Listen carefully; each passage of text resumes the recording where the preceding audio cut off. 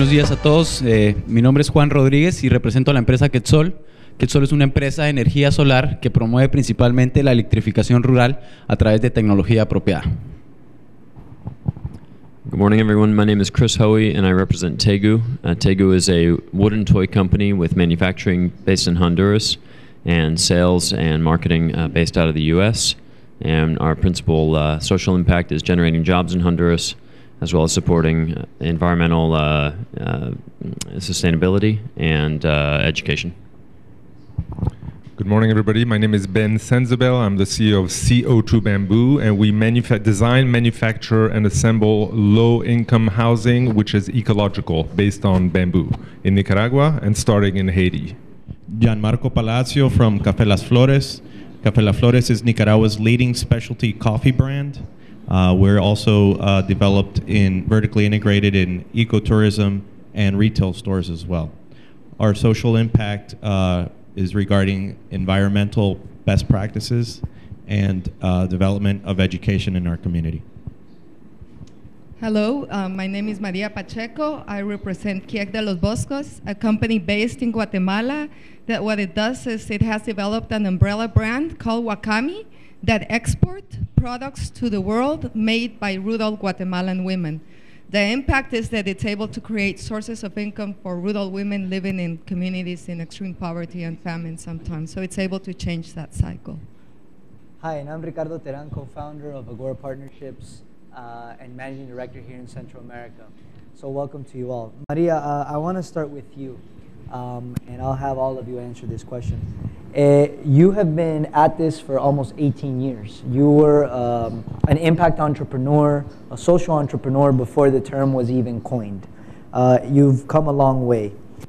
Could you describe to us what have been some of your biggest challenges other than raising capital that you have faced in this journey to grow and have social impact? Yeah, well, I'm an ecologist. We started working in rural communities trying to recover ecosystems. But over and over, the women in those communities were saying that they needed a source of income because with that, they could do the rest. So the biggest challenge was to figure out how to do that. We started working with communities. At the beginning, it was a hobby. Then it was more, we became a rural incubator and then realized that if you didn't have markets for the new companies that were being formed, there was no income. That's what the women wanted.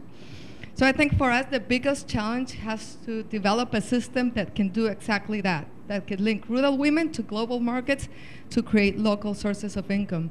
And I think one of the hardest things was that I realized that I didn't have all the skills that you need to set up a value chain that goes from the rural communities to the world. And that's where I think my partners, Keta and Ligia, that are here, was one of the most important things, to have the expertise in all the areas that you need to really set up a system that can do that. I think another hard thing was when I would be talking, they would say, are you an NGO or a company? Back then so, you would go to a bank and they'd say you're too social, and then you would go for a grant and they say, but you're making money. So I think defining yourself was really, really hard, and getting support. But I think, after 18 years and being in a space like this, you realize that those challenges, can be overcome. But I think the hardest is finding a way to solve a problem. So markets, your team, and defining what kind of social enterprise will be fantastic. Marco, what about you? What have been some of your greatest challenges other than finding money that you've had in growing this vertically integrated concept called Café Las Flores?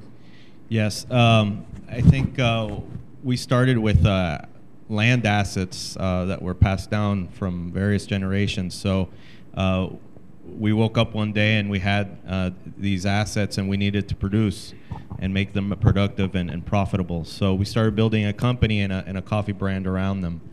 What we found was that there's a large need, especially in Nicaragua, to become completely autonomous. There are very few developed industries in this country and in Central America for the most part. The ability to outsource a wide variety of services is almost, or has been, very difficult to find quality companies that you can deposit confidence in to help you grow your business. So what you find yourself doing is redirecting resources that you have focused on your core competency to develop other competencies to support your business. So that's how we became such a varied, integrated company, is that we needed to find and become specialized in different areas. So long term, your horizons and our investment horizons, since we've been in Nicaragua for so many years, our family, and we plan to be here many more generations, is that our time horizons for investment are very long. But for a business to have an exit strategy or to be able to justify certain returns on investment, those new competencies and slow learning curves that are very costly over time are quite complicated to justify. So it's been a little bit difficult for us to develop a business, become specialized in various competencies, be extremely efficient in that process. But at the end of the day, we know we're going to have more value because we do cover such a wide variety of services and processes.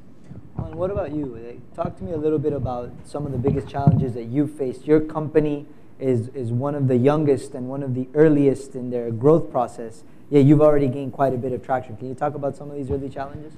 Well, in our case, our biggest challenge was to develop a business model around our product. You know, we're trying to solve a very important problem in our society, which is no access to electricity. We're talking about 20% of the population that have been looking for solutions, but they haven't found any. So it's because nobody had put attention to them on what they need and how they need it. So basically, to get to where we are right now, we needed to be on the field constantly, understanding the needs of the consumer and how we can offer and solve these needs through sustainable energy, because we're talking about culture barriers, economic barriers that have been here for years, you know. So basically, our challenge was to develop a whole integral model that wasn't only focused on a product, but was focused on a service that would be sustainable through time. So I'm going to skip you, Will, because I got another question for you. But you, Ben, you're a foreigner. You came, you're French American, and you came from 25 years of manufacturing experience in the aerospace industry. You're prepared to deal with complex problems. Yet you decide to come to Nicaragua, not the easiest place in the world, and a reason why more people don't come, yet you did. Tell me what challenges you faced in building a new model for low-income housing. Okay, well, for us, there's a sort of a two-layer challenge. The first, the typical challenge of a startup, developing the organization, the business model, putting a team together. But we have a unique issue, which is of all the countries where there's bamboo in the world, Nicaragua is the only one that hasn't developed an industry for bamboo. That has to do with the civil war, it has to do with the lack of investment funds. So we really find ourselves in the twin challenge, developing the business and developing the industry. And to go back to what was said earlier, that means developing a whole value chain. And while I appreciate that our focus needs to be on designing, manufacturing, and assembly houses, we cannot go to the local store and say, I'd like to buy 500 bamboo mats or 500 bamboo pillars. So we've really had to groom a whole network of often small farmers who have this great raw material but haven't had any experience getting it to market. We've done that over the last year and a half. That's a layer of complexity, frankly, which I'm looking forward to transitioning over to a number of organizations that are now surfacing, wanting to play a role in developing the bamboo value chain, and that's perfectly fine with me. So the complexity comes from having to do everything that has to do with developing a whole industry. Well, you and your brother are also foreigners. You guys are Americans, yet you have found this very deep commitment to Honduras. So on top of trying to understand what challenges you have faced, you know, at the company level, could you give us a little bit of the challenges you faced on a personal level, particularly considering that, you know, two brilliant young guys from the U.S. probably could have been doing a lot of other things, particularly, you know, making tons of money in investment banking or consulting, yet you decided to commit to a life of entrepreneurship and social impact. walk me through some of the journey that you and your brother have had, and some of the motivations you've had for doing what you are doing. Sure. Well, the motivation really started with recognizing a need, which was poverty, unemployment, and a depressed economy in Honduras. And that came about really through a personal connection. So what was initially volunteer and humanitarian work became an inspiration to use business to really drive social change. So that's the underlying motivation for us. We've certainly faced challenges along the way. I think the biggest challenge probably is that in seeking to generate a social impact, we realized, okay, we're going to have to build a vertically integrated business model to make that happen. The paradigm in toys, if we had just set out to say, let's build a toy company and let's make it successful as quickly as possible, then we almost certainly would have outsourced production, and we would have dedicated ourselves to design, marketing, and sales. And in the traditional paradigm, the production would have gone to East Asia, where you have potentially the lowest cost manufacturing in the world. The biggest challenge for us has been in committing to a vertically integrated model. There's been enormous challenge involved in starting a new manufacturing plant, putting together a truly global supply chain with materials coming from 4 continents, and with outbound exports initially going to North America, and now we're starting to export to Europe as well, eventually Asia, and then the region of the Americas. So that's been much more challenging than I think we even anticipated. We knew we were biting off a lot, but it's been tough to chew it.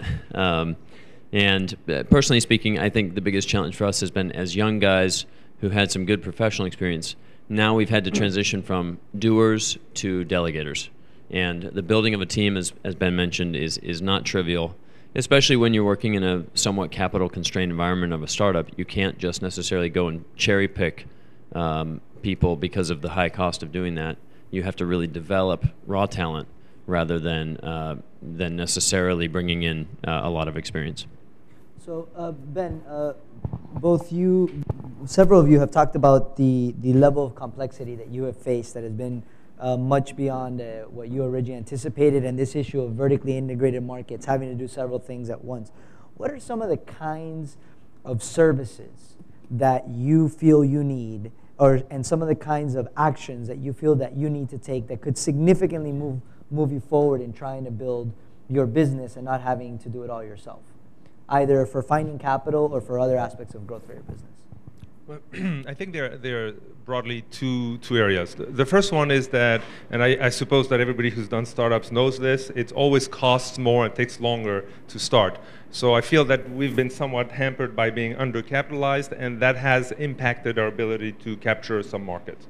In a very, very practical way. There are some markets which are open to us, which require us to deliver very quickly. For example, in Haiti, prefabricated bamboo shelters. Well, we're talking about a market with such scale that we have to respond quickly with large quantities, which we can only do if we build up inventory, and that requires capital. So that kind of issue. The second challenge is, as we're starting up, there are large networks within the companies here, within Agora itself, and within the investor community. So what we're looking for is not just capital, although obviously that's necessary for the growth, but really the connectivity to a number of networks. And every discussion I've had so far with investors points to a number of very interesting angles and connections which will allow us to grow the business. That's what we're looking for. Maria, you've talked a little bit about the complexity of scaling both a for-profit and a non-profit enterprise, and we've talked a lot of challenges that you have. Could you talk to us about what are some of the kinds of services that you feel that you need going forward to not only deepen the social impact you've had, but actually start scaling your business very quickly? Yeah, I think when we participated in the first Agora seminar, it was like, thank you, God. This is exactly what we felt, because really I think as entrepreneurs we feel lonely most of the time. We're very different from what everybody else is doing. And for us right now, we're at a moment of, we've been growing 100% each year for the last 4 years. So rapid growth, and like Julio said, that gets, you think like we're growing and now everything's fine, and then it's really when the challenges start. So for us, a space like Agora has provided a menu for growth, like different options how we could grow. I think it has provided a common language that makes us feel part of something that can change the region. I think for me that's very important. We know we're not alone anymore in this. I think all the networks that Ben mentioned and everything else, and you guys have given us also tools on how to improve governance, how to improve accounting, how to improve the social media. So I think for us at this moment when we're growing, what you have given us has been really, really amazing.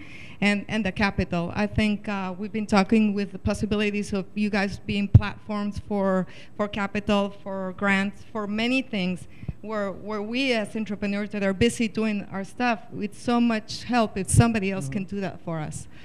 Great, thank you. Marco, you've been a part of several very high-powered, action-oriented entrepreneurial networks that you've been lucky enough to have accompanying you on your journey of growth.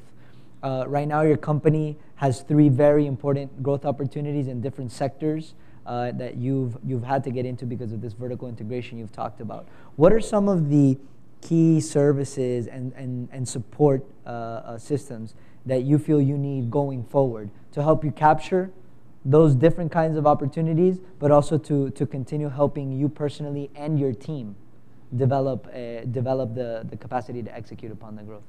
Well, I think experiences like the Accelerator program are a wonderful first action step to be able to develop success sustainably. Being able to integrate some of the top level managers and leaders of my team into this process, to be able to focus our creative and our expansionary ideas in a very clear, concise manner that is the development of a pitch for an investor group. I think those things have been completely valuable for us. Obviously, getting to know some of the other companies and seeing the similarities of our growth and our story, even though we're in completely different industries. I think that's been just amazing. Seeing some of what all of our colleagues do in the other countries, and here in Nicaragua, being able to discuss some of our same challenges. That's very, very impressive. And obviously the network that Agora has established for us is completely valuable. We've already had more doors being opened because just of our membership in this program for leadership and social entrepreneurship, and we're very appreciative of that. And we feel that these are the beginning types of services or opportunities that a company or an entrepreneur such as ourselves are greatly appreciative for. Thank you. Juan, you guys are on the cusp of something very big. You have the challenge to scale very quickly in Guatemala, but I've overheard many of your conversations with entrepreneurs and investors in this network, and already you're thinking way beyond. Is there a possibility to scale in the region and take advantage of this network? Could you talk a little bit about what you see as the key kinds of services that Agora and the broader community can provide to help you reach that scale and deepen your social impact? Well, I think everybody here is really trying to promote a project that will generate impact globally. We're trying to change the world, like Alvaro was saying yesterday. So since we started the company, since its inception, the vision has always been globally. And to position yourself with that mindset is very important. If you just start thinking that you're going to be small and that you're going to just penetrate the local market, you're starting off wrong, So just changing that mindset is really, really important. Secondly, the services that we most need, I would say, rather than the networking and the capital, that's pretty obvious, we need a network in order to have people like us work for us. We know that we're working with our partners that work with the same passion, but we need more people below us, and still we don't know where to find them. So if we have some type of networking in which we can find people with the same passion and the same values, that would be a great service. So talk to me about some of Tegu's challenges in that regard, the trying to build your team, the we've talked about how it's been difficult to align your vision with the culture inside of the company. Could you talk to me about that and other aspects of the kinds of support you would need to grow Tegu? Sure. Well, I think it's challenging to build a team no matter where you are in the world, and in our case, we've experienced that both in the States and in Honduras. I think there are some particular challenges to building a really world-class team in Honduras and maybe more broadly in Latin America or Central America, and to some extent you're swimming a little upstream with culture. And just personally speaking, what I would say is we're looking, similar to Juan, we're looking for people who share passion, and especially who can translate passion into personal responsibility. And that can be difficult to find people who naturally and inherently have that, personal responsibility to really own their job, really own their tasks. Right. And to find the resources personally and by collaborating to get the job done. So let me dig a little deeper here, and I'd love to talk about the role you think that the local community should play. And by local community, I mean the local private sector, for example, many of whom are not intimately involved in what we know as impact investing. Even though there's a lot of movement around corporate social responsibility, I think all of us are beyond that, right? We're trying to use our business model to have direct social impact. Talk to me a little bit about the local community's involvement and how you think we can, both as a network of entrepreneurs and as Agora as an organization, help reach out to those communities and bring them into what we're trying to do. Sure. Well, I think you got to have a good incentive. Just by way of anecdote, Tegu is currently pursuing at the factory level a transformation to become a lean manufacturing organization. So we've gone from how do we start a factory to having a factory that produces at a certain level to now, okay, let's make it truly efficient and actually a world-class manufacturing facility. And along with that, there's a lot of cultural transformation that will take place. And we are, that very issue I just mentioned of personal responsibility, now we're bringing that to throughout the organization. Now, that's a cultural change, and that's something that is important for the growth of our business and, by extension, the economy of Honduras, for instance. But there's also a great incentive, which is we're going to become a very competitive global business as a result, and that should translate into a very lucrative business. Mm-hmm. And I think if that incentive can be presented to the private sector in a country like Honduras or in a region like Central America, if the vision can be truly cast that by pursuing world-class excellence and truly global competitiveness, your company is going to benefit, then I think we will see the entrepreneurs that are out there already, that are already running successful businesses in their own right, we will see them actually start to care about their cultural and social impact on society. I think what I see is that there can often be a limited vision amongst the entrepreneurs that I interact with and the other business people I interact with in Honduras, because they're very focused on their small fiefdom, and they're not realizing the network impact they could have if they pursued excellence for their people.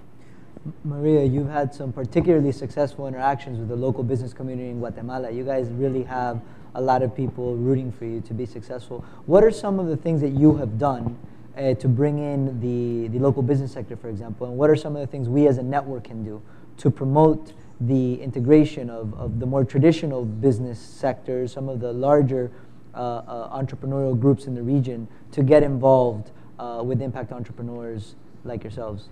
Yeah, I think the first thing in a country like Guatemala, where the communities are very far away sometimes from the private sector, the first thing has been to connect them.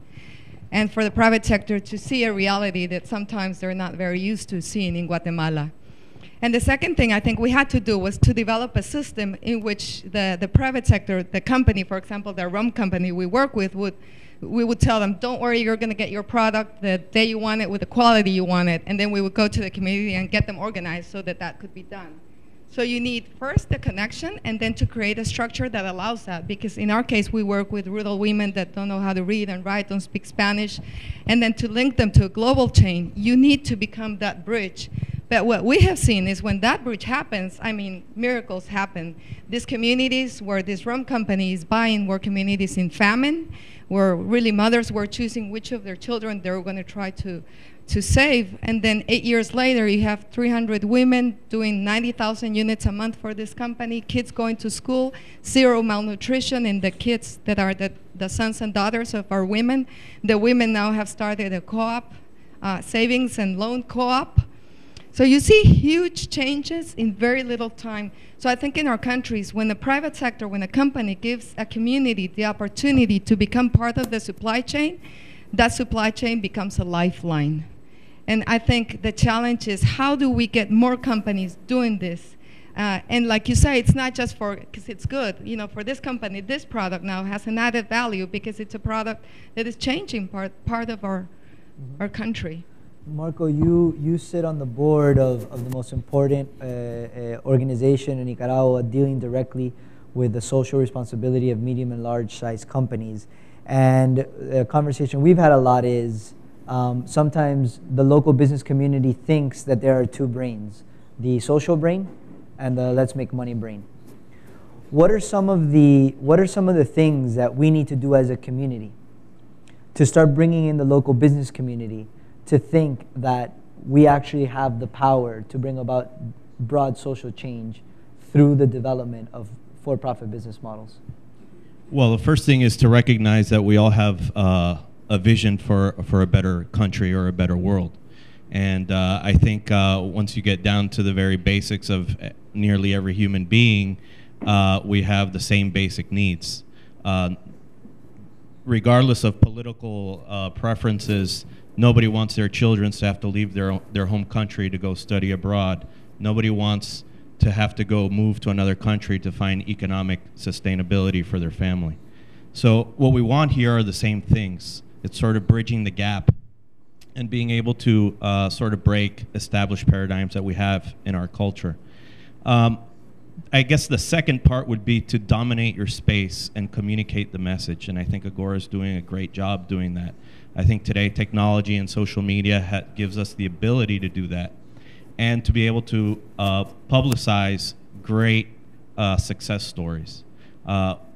Our personal experience in one of our social projects has been a public-private effort where we've united not only corporate business, NGOs, but also local municipalities. And we found that this is a great formula because the impact is, you know, on all three different levels. The community is receiving direct benefits, and all we need now are more players and actors involved. So as long as we change our hats as business owners and say, oh, my company's doing this in my community and I'm not sharing that with anybody, but we do our job. It's more like, hey, this is what we're doing and we need everyone around us to join us. Let's, you know, unite efforts. Let's see where we can find synergies, and let's compare and share notes. So Ben, Marco brought up a very, very important actor that you have worked quite closely to, which is the role of local governments. Could you give me a little bit of your perspective on the kinds of support you have seen that are good, as well as the kind of support you need, not only from local governments, but also from the international donor community and the bilateral community, USAID, the World Bank, the Inter-American Development Bank, organizations who share a vision of social impact, and how do we bring them in to help us develop our companies and execute both with impact companies as well as with local governments? That's a big question. You're a big guy. Let me maybe perhaps break it down. Let's start with the obvious elephant in the room, which is that in our markets, we sell to municipalities, regional government, national government.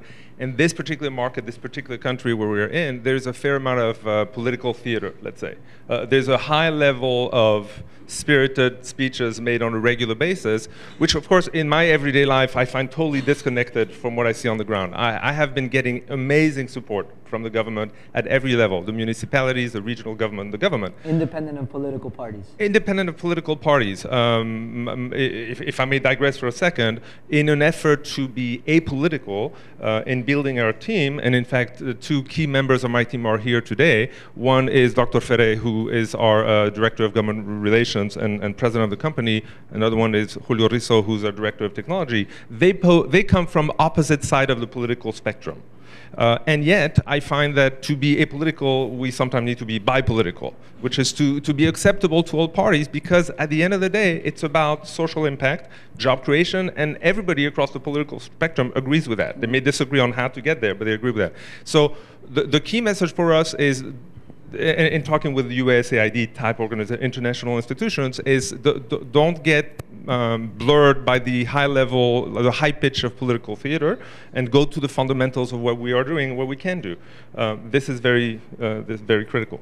And we've had a lot of conversations, particularly you and I, about the role of AID, about the Inter-American Development Bank, and how these large, complex organizations, many of them have mandates for different things.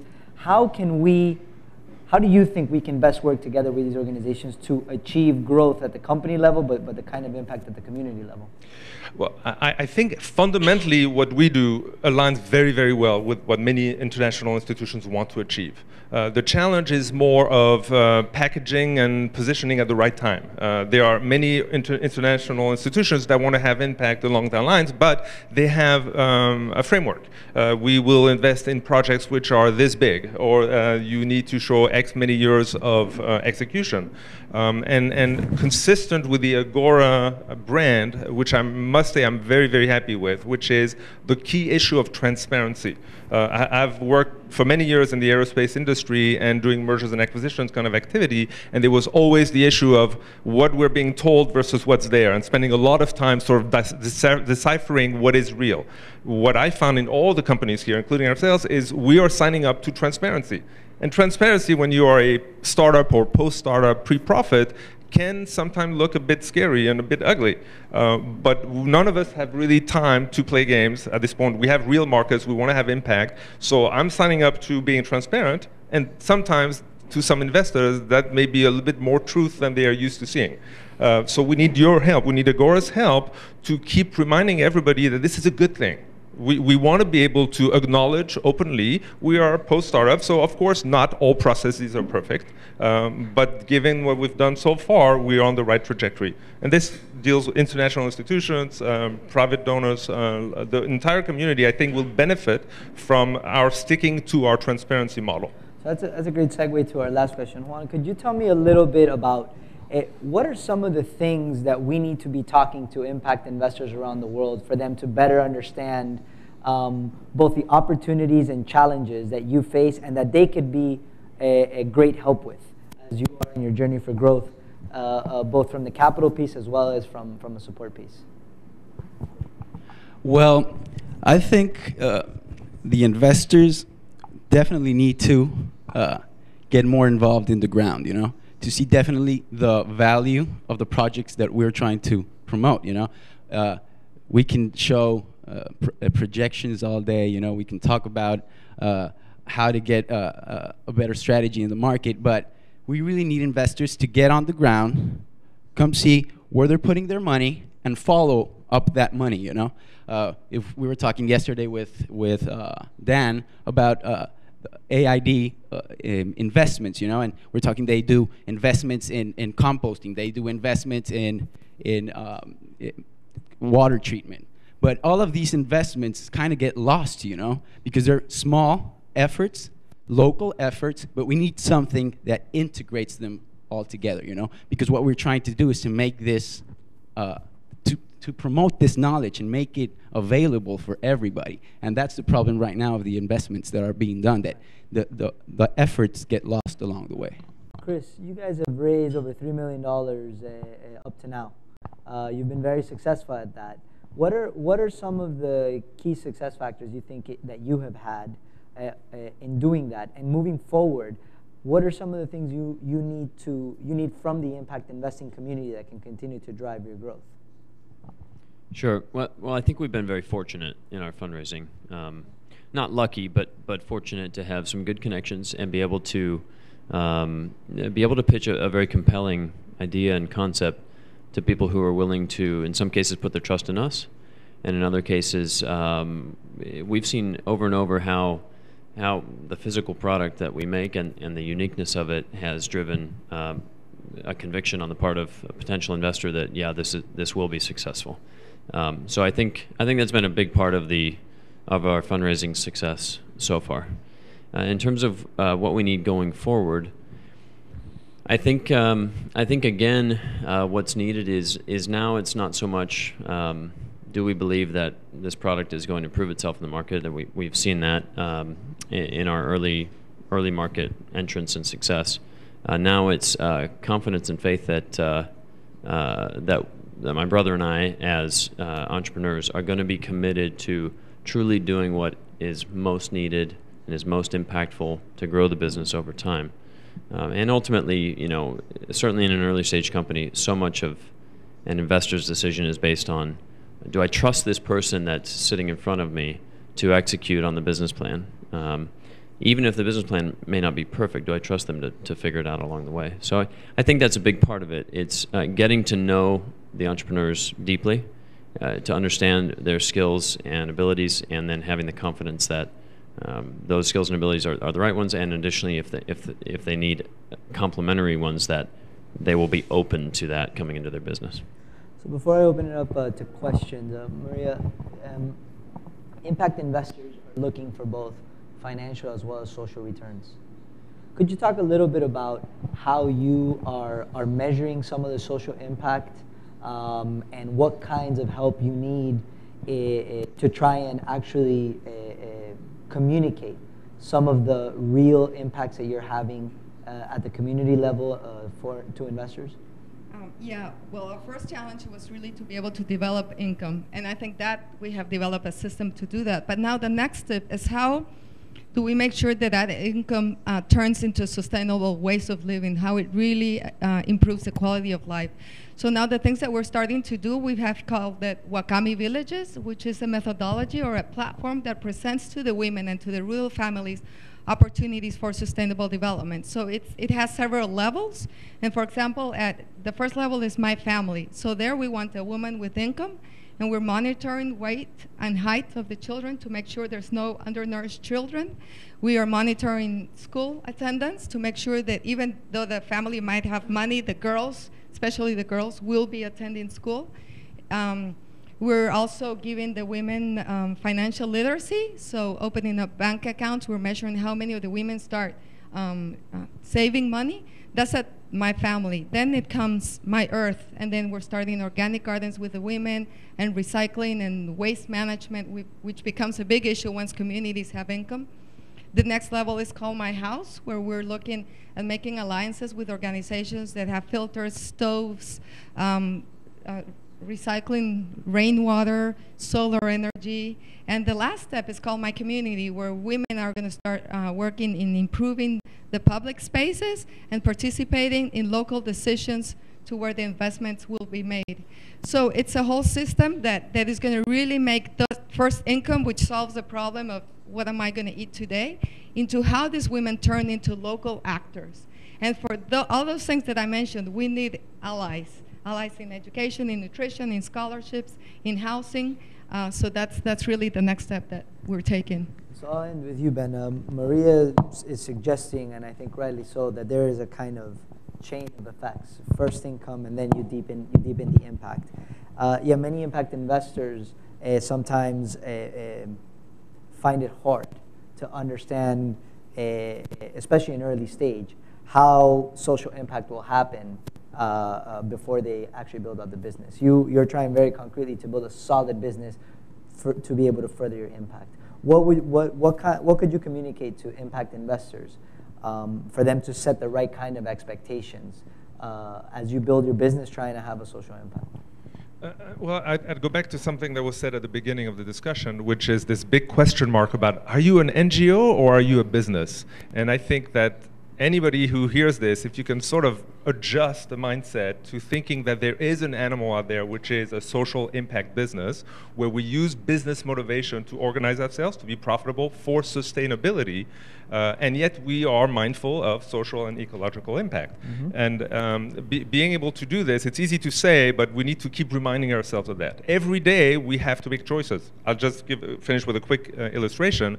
If we're going to do a bamboo plantation to support our long-term future, our supply chain in 5 years, option A is to find 100 acres of land and plant bamboo in the hand of one person. Option B is to find 50 farmers with 2 acres each. And is it a little bit more expensive to harvest 50 times 2 meters if 2 acres? If they are within a periphery of action, it's not that much more expensive, but it is a little bit more complicated. But the impact, social impact, is huge. So I think it's about a very pragmatic discussion with our investors to see when is it the right time to do a one-time 100-acre investment versus do we all think collectively it's a good mission to do 50 times 2?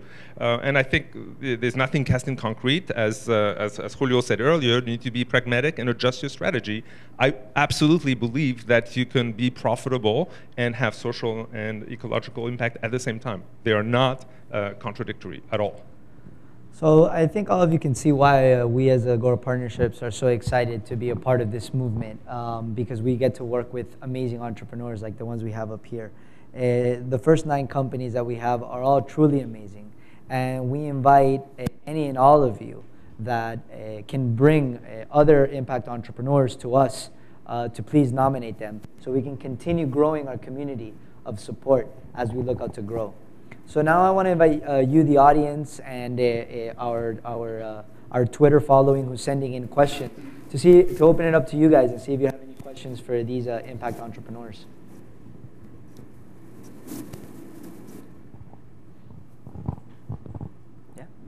Please. Ligia from Quechua Bosques. Buenos días a todos. Una de las cosas que me parece escuchándolos es como que si realmente hubiera en este mundo del desarrollo un nuevo modelo. Un modelo que tal vez nosotros hemos estado viviendo, pero que muy poca gente nos puede entender. Una de las cosas que veo es que ha habido mucho esfuerzo, pero también hay necesidad de que otros comprendan este modelo.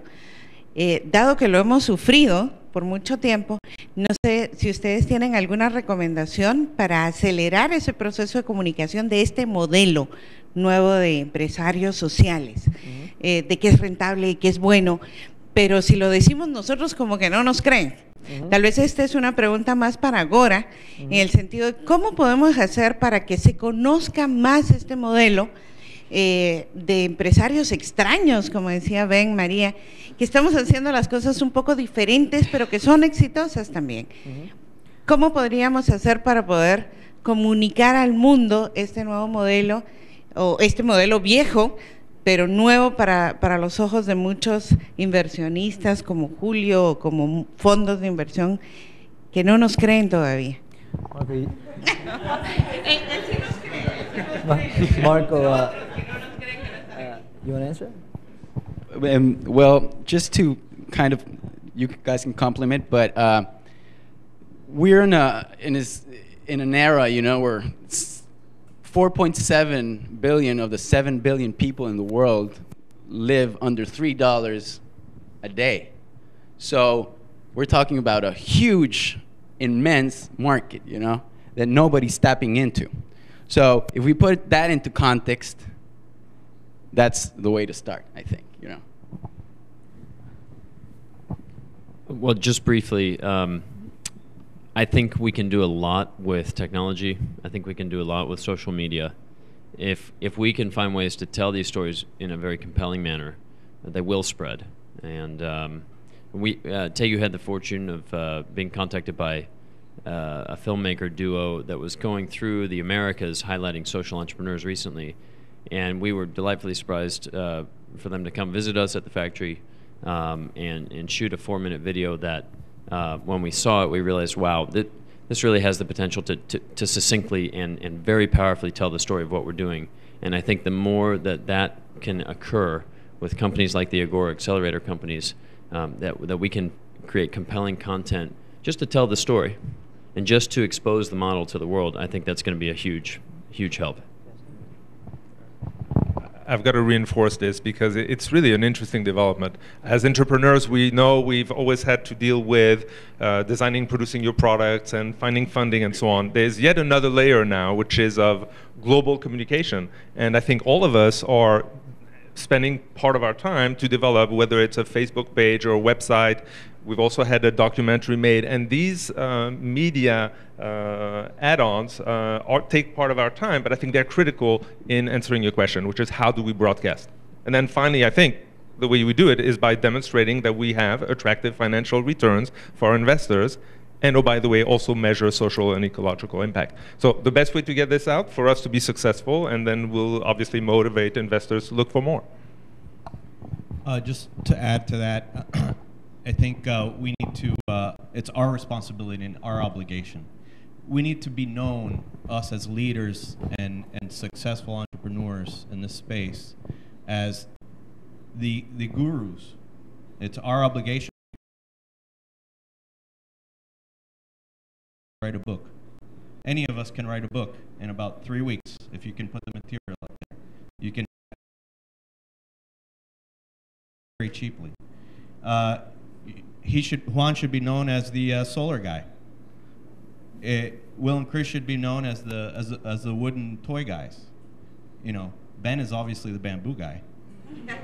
So this is what we need to do, and we need to become the experts, and we need to tell people and deliver our story as experts. And we're living proof that it can be done, and our trajectory is our curriculum. So. Yeah, I think you guys mentioned something earlier that is important, and is for the investors to get to know us personally and go visit the projects. I think it's very hard to explain a woman's eyes when she gets her first paycheck. You can't explain that. You can just feel it and see it. So I think it's a mix of that together with a mix of the numbers and everything that Agora has helped us put together, and like you say, the bottom lines. So I think when you have those things, it's very hard to say no, but it takes some effort to get to know these different companies and what they're really doing in the field as well. I think that's where you really catch the spirit in trying to make these investors go to. I know it takes time, but it would be an invitation. So I'll throw my 2 cents in. First of all, there's a saying in Spanish that says, nadie es profeta en su tierra, right? I'd like, with a show of hands, how many people in this room only are from one of the 6 Central American countries? Please raise your hand. Only about half or less of the room. We need our local business and government and the donor community present in these countries to get more involved and start with building a local network of support. There is a huge trend going on in the world that is very real around trying to have businesses be a force for social good. Agora Partnerships has been fortunate enough to work with world-class organizations like the Rockefeller Foundation, the B Corp, and their Gears initiative, the Draper Richards Foundation, that is trying to promote some of these business models. And as you said, you guys are living proof. But for some of the local community, some of the local established, especially the established business community, there's still a lot of skepticism because of this two-brain mentality. There's a time for nonprofit and for donating money and doing good, and then there's a time to get serious and do business. So I think what we need to show is that you guys and we are very serious. We know about business, we get business, and we can do this. And doing a startup is just as hard here as it is anywhere else in the world, and that's why we have a network of support. But in the end, if we can prove we have business models that we can grow, and every single one of us, particularly the ones that are from the region, can commit to getting 2, and then 20, and then 200 people to rally around you and bring them into our community, I think we're going to establish a much stronger local presence, but we have to prove that our businesses can succeed. And that's where I think impact investors can really help us, and that's why we're here. So next question. Yes, please. Can you introduce yourself and say where you're from?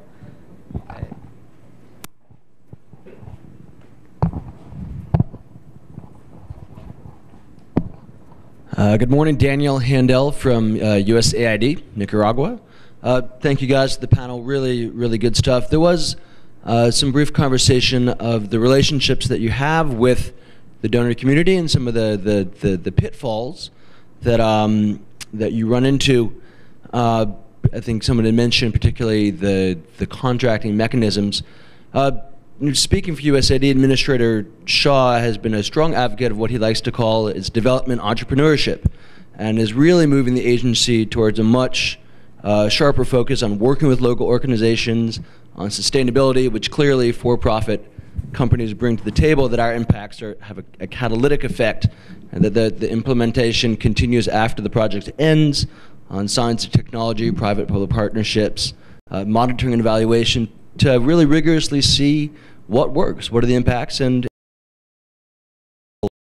for us to know. So I see in the direction that at least our agency is moving, that the kinds of things you're doing are just absolutely in line and really quite exciting. So I'm curious, given that you've mentioned that the current kind of contracting mechanisms have provided barriers for you, what kind of things would make it easier for you to work with the donor community?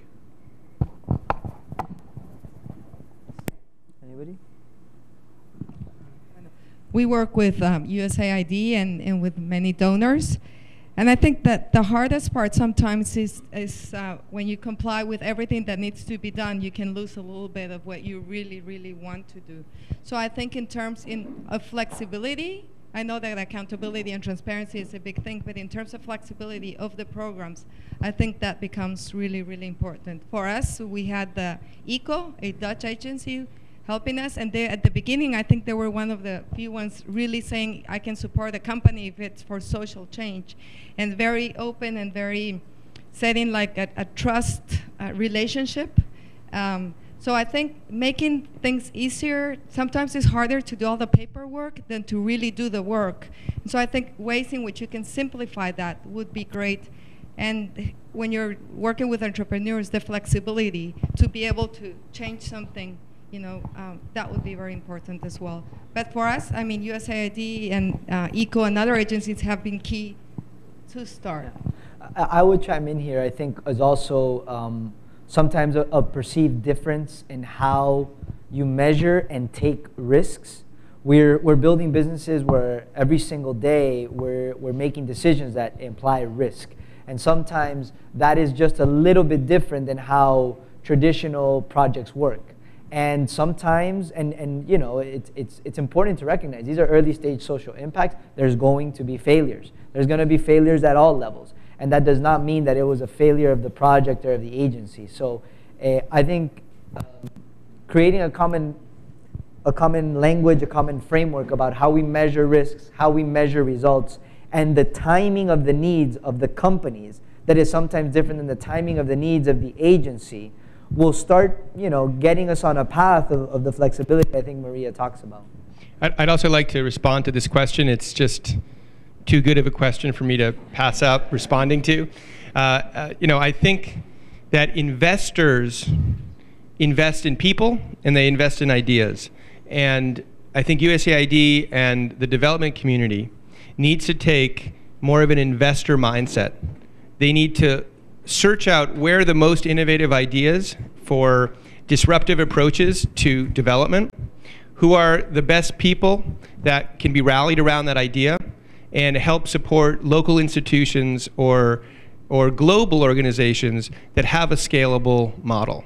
So if the agency, and I think Administrator Shaw wants to go in this direction, if the agency can do on a massive level what we are trying to do on a smaller level, which is identify opportunities for impact and then invest in them so that they can become sustainable and grow and continue and become organizations that can hire the best people and that have the capital they need to innovate, you're going to see much, much more innovation happening because, as Alvaro said yesterday, the center of gravity needs to be lower. And in development, the center of gravity is not in Washington, D.C. It's at the local community.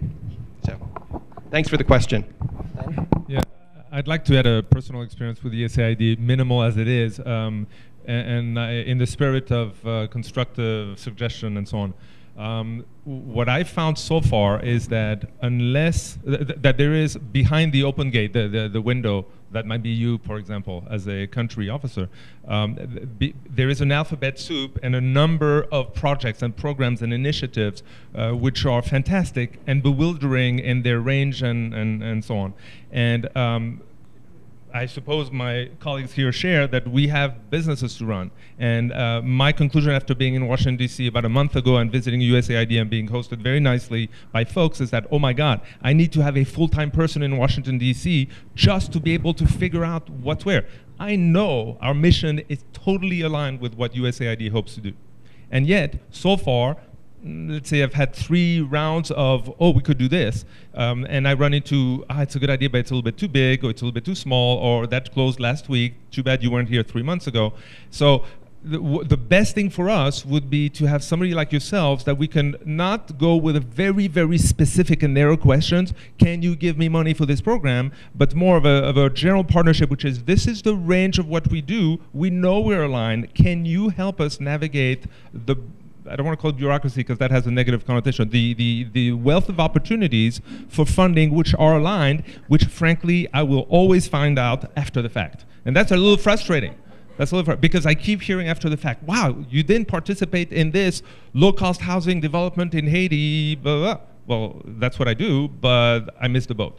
And that's going to happen over and over again. So short of my investing in a Washington, D.C. person, which I can't afford based on low-cost housing margin, the best thing I can get is to get allies, partners like yourselves, to help translate. Maybe I don't ask the question exactly the right way, but you can sort of divine in what we're doing that there are 4 doors that might be open, and if you can help us navigate these waters, we'll give you a bamboo house.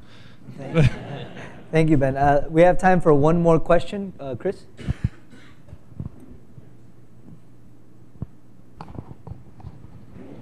Hello, Chris Trulia with Agora. So I've had the pleasure of working with all of you for the last 4 months, and I've seen firsthand the impact that you've had in your local communities and also with the environment. My question is actually, do you see a responsibility, or what do you see your role as being in the future with helping the next generation of entrepreneurs in the social impact environment as mentors or what have you? Well, I think that's a great point. You know, we're talking about our own specific projects, our enterprises, but I think we got to take it further than that, and we got to take these ideas of sustainability and social impact to our own homes, you know, and we can do this through education, you know, educating our communities, educating our kids, seeing how we can get involved on changing how schools are teaching, or even universities, you know. We need to get more involved in that, not only through our projects, but constantly every day with all the people that surround us, you know.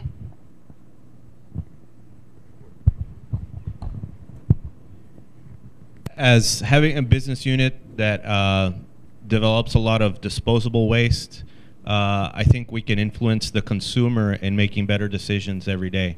So we're making strategic decisions in our business that will educate the consumer and eventually take them to have better consuming decisions, like avoiding single-use plastics or disposables and using more reusable bags or mugs and things of that nature. So little things like that, which is a strategic decision as far as a company goes, where we need to analyze our cost structures, we need to import these products, we need to become more autonomous, going back to that, to be able to be differentiated, will have a lasting impact on the consumer. And I think if we can start shifting the consumer mindset, even though it's in 2 millimeters, over time, that will have a lasting effect. Maria, to add to that, there is 5 guys up here and 1 woman, and you're a model for women in Central America. To add to Chris's question, how could we have an impact on the next generation of women entrepreneurs, and how can we bring them in to a community like this to help them grow? Yeah, I think being a role model is something important where other people and especially other women get inspired. I think what we need to do, and it goes with your question, I'm also part of a Central American Vital Voices Network, a women's network, where what we do is create a safe space for women to start growing in their businesses or politically or socially. So yeah, in Central America, at least Guatemala is one of the last countries in gender equity. The gender gap index in Guatemala is tremendous, and what that means is that women don't feel like they can do it, like they can impact economy, impact politics, impact many things. So I think Goldman Sachs made a study saying that for women to become successful and dare to do something new, they need training, they need role models, and they need networks. And so I think that role model and network that we have here is something that we can replicate to bring more women. Because one of the things that I think is with the problems in Central America, one of the proven facts is that when women have the income, 80 or 90% goes directly to education and nutrition of children. So unless they're on board, that's not going to happen. And the fastest way for it to happen is to bring women into these spaces. So I know I don't only speak for myself when I say on behalf of the Agora team, it's really an honor to work with all of you and all the impact entrepreneurs that we've touched upon, because this is the key to actually creating a better world. So please give them a round of applause.